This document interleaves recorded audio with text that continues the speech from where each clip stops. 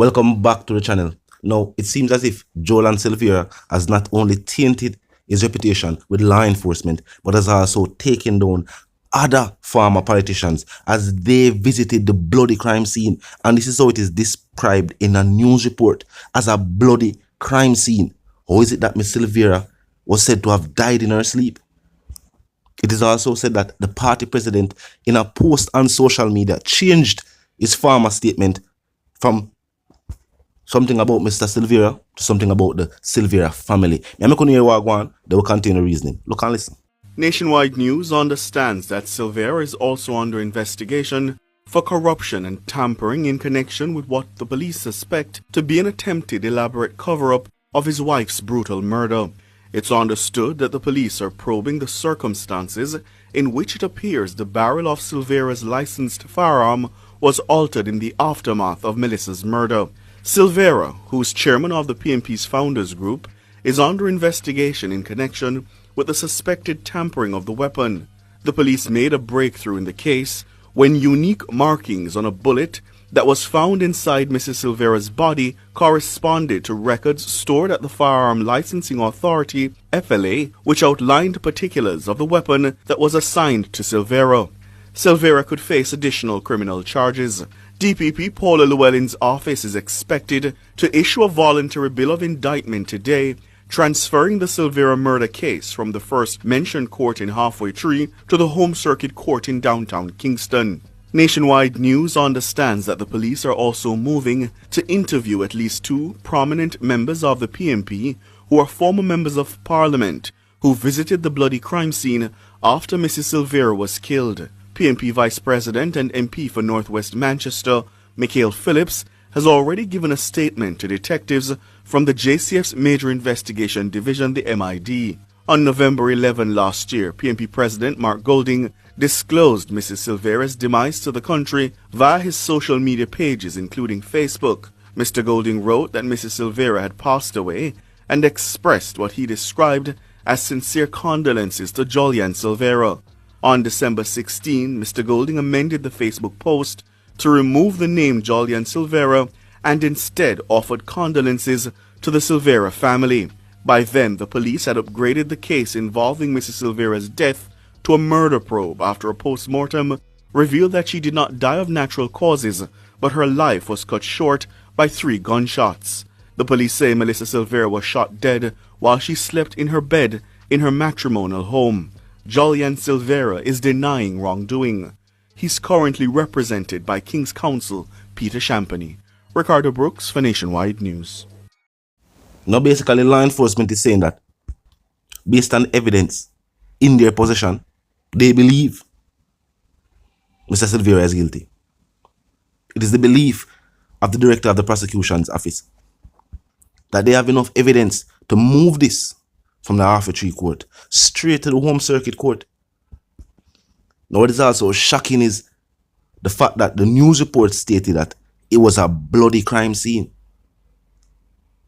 How is it them can find somebody at a bloody crime scene and say them died in them sleep? So law enforcement never think for ask about what going on at the scene of the crime, even though it was just one officer. Now, law enforcement is calling this a clear cover-up, but an unintelligent cover-up. They are saying that maybe people were paid and the crime was attempted to be covered up. Not knowing that the way police procedure is that even after any doctor rules anybody dead for whatever cause that person might deem, an autopsy will be done for the death certificate at the request of law enforcement. That is law. So despite all of that, and whether it is alleged that took place during the cover-up, it would have been exposed. And it is even now more strange with the evidence where law enforcement have against Mr. Silvera when them see pictures on social media of the tears at Mrs. Silvera's funeral. And if all of this is true, and all of these allegations are correct, then after doing this crime, this individual was weeping openly in front of people. People are called at the heights of wickedness.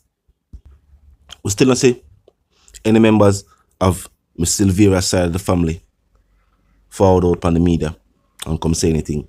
Keeping in mind that this is an ongoing investigation and Mr. Silvera was just at the funeral with other family members weeping openly. So for now, hearsay, he has been charged for the murder. The family supposed to be in shock. I wonder what is.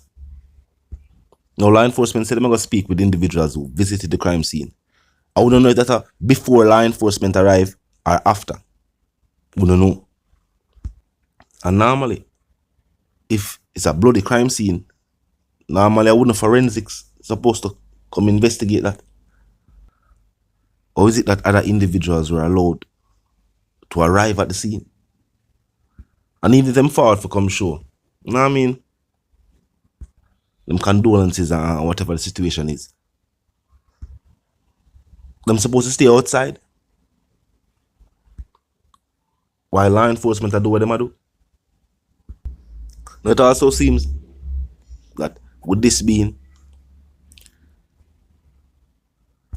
a time where elected officials and parties are gearing up towards a type of election, the negative press being brought about by this is unwanted attention for the party. Recently we see the women's group within the party that Mr. Silvera was once a part of. We see them stop short of completely saying we are not in support of Mr. Silvera. Them just stop short of saying that. What they said was they believe every Jamaican is innocent until proven guilty, which should go for Mr. Silvera as well.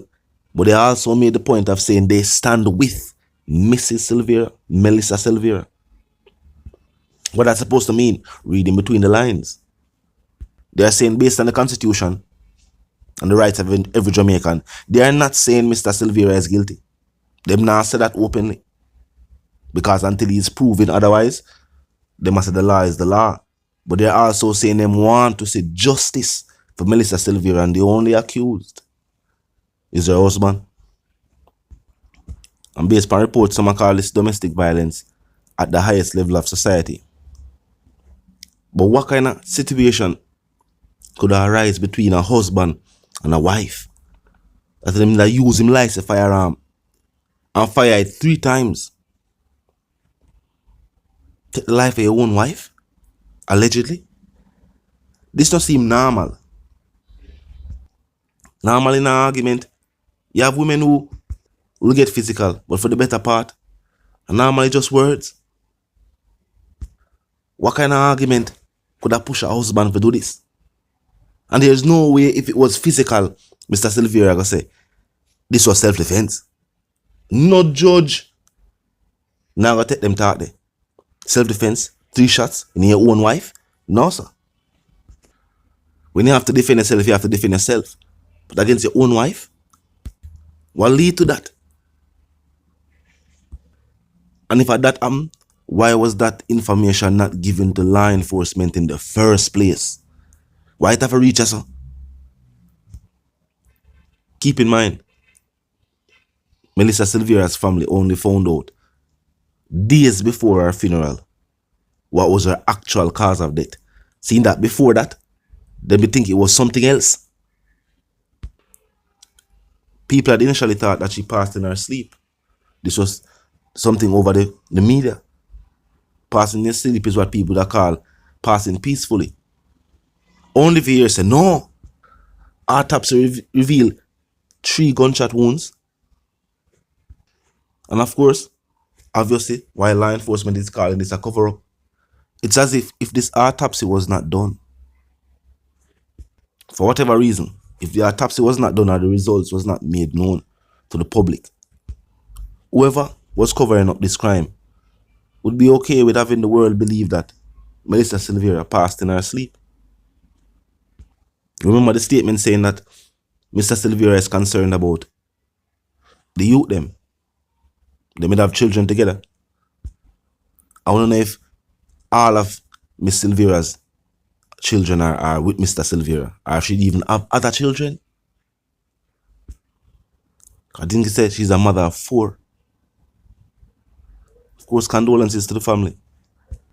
But in a statement released to the media, there was concern by Mr. Silvera for the youth them. Where was the concern before? If what law enforcement is alleging is true, talk to me in the comment section. Tell me what you think.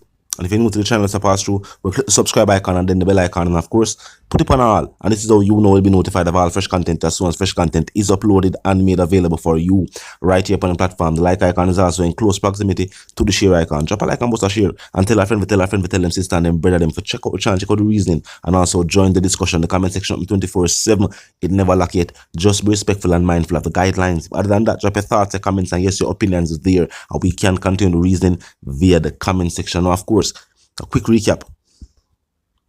2 more members, our former members of the PNP party, will be interviewed by law enforcement because they visited what is described by the police, by the news report, as a bloody crime scene. I might have insight to the mindset of Mr. Silvera during the time of the incident. Talk to me in the comment section. Now, until the reason again, live, love, and prosper, and of course, stay tuned.